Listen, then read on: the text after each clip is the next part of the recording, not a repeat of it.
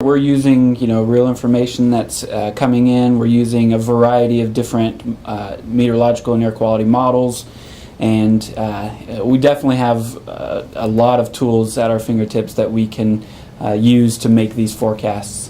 One of the things I check every hour is the current weather conditions, and that's what we have on the screen here right now. And we look at the wind flow, cloud cover.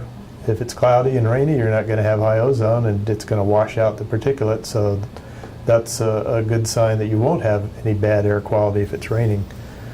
And then we have our own specialized imagery that we receive here. This is satellite, and we can compare it to the latest radar. You can see thunder showers in the Corpus Christi area, but fairly clear in Houston starting out today.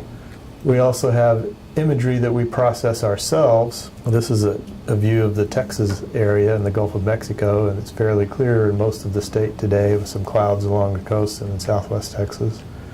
And we have a view of the Gulf of Mexico. Here we look for things like smoke in the spring coming up from Mexico and Central America, and dust clouds in the summer coming in from Africa, as well as tropical systems. There's a little area of disturbed weather in the Gulf of Mexico today we're keeping an eye on.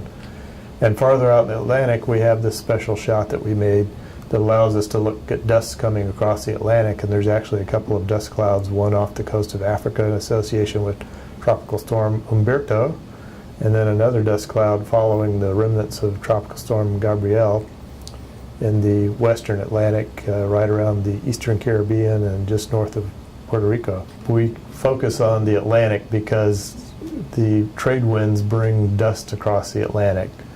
And we focus on the Gulf of Mexico because in the spring and sometimes into the early summer, we get smoke coming up from the annual burning that goes on in Mexico and Central America, agricultural burning.